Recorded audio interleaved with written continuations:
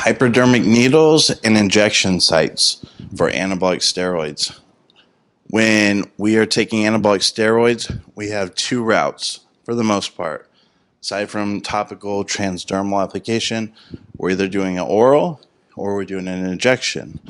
Now, when you're doing an injection, we have a whole list of different needle sizes and types of needles we can use and what muscle we're going to do it in. Are we going to do it subcutaneous? Would you do it intravenously? So I'm going to explain the benefits and the drawbacks of certain needle sizes, lengths, and then different muscles to inject these compounds into. With any anabolic steroid being oil-based, let's look at them. We have oil-based compounds and water-based compounds, right? Keeping it simple. Some water-based compounds have different types of solvent or carriers that are not necessarily water, but they are a different type of solution that just happens to be an aqueous or water-based. So they mix together with other water-based chemicals or carriers. Same with oils. They have the same concept. Now what happens is you take one that's water-based and you take one that's oil-based, you put them in the same syringe and inject them. Now you create a separated solution that cannot mix. But the worst part is because one's not dissolved, you cause encapsulation to happen on the water base or the powder from the actual oil.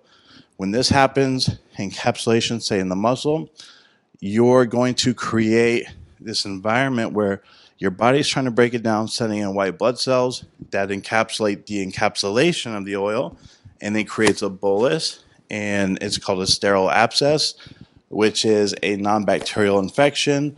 You have to drain it, get it cut out, or it just sits there. So with that being said, mixing solutions, water-based and oil, should not happen. Don't ever do those. Keep them separate. Now, when doing typically water-based, you want to use larger muscle groups simply because it hurts less, and water-based hurts the most. And this is because most water-based, you're using base hormones, which are without esters. And these are like sand, they're like crystals. It's always going to hurt when you inject them, and when you move, say your shoulder, you're moving it around. So the larger the muscle, the more blood flow you can get to the area, the faster you can break it down, less pain. The last part of this is needle length and size. So there's a positive and benefit to both sides of the spectrum. Now you see Tony Huge, he'll be doing insulin needles, and he'll be doing very, maybe half inch, sometimes even smaller. And because sometimes we have compounds, even though they're oil-based, they can still flow through these small needles. Remember that the more blood flow, the faster you can break something down and the better absorption that you're going to get of the hormone, and the more milligrams subsequently you're going to get from it. Now, where's the most blood flow? The muscle, and then the deeper the muscle, the larger the muscle.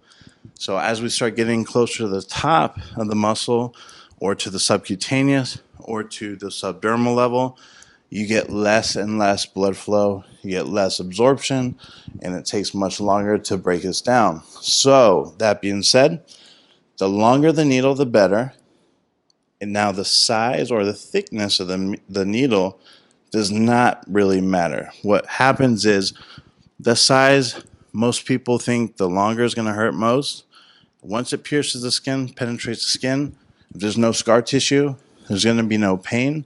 So it's only the thickness of the needle that's going to cause pain. Scar tissue development happens for three reasons. The type of drug you're putting in, the solution, whether it's going to create scar tissue from being acid or having alcohol in there or solvent. And then the last part is the size of the needle could do it, but the length of time that you keep the needle inside the muscle. The longer it takes you to inject, the more scar tissue you're going to get too.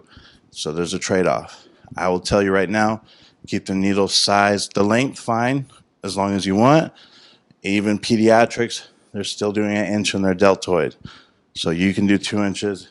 Don't worry about it. It's not going to hit your bone. But that being said, longer is better. The size, thickness does not really matter. So it's up to you guys, wherever you want to do it. You're not going to hit a bone. Keep it at minimum an inch for the best absorption.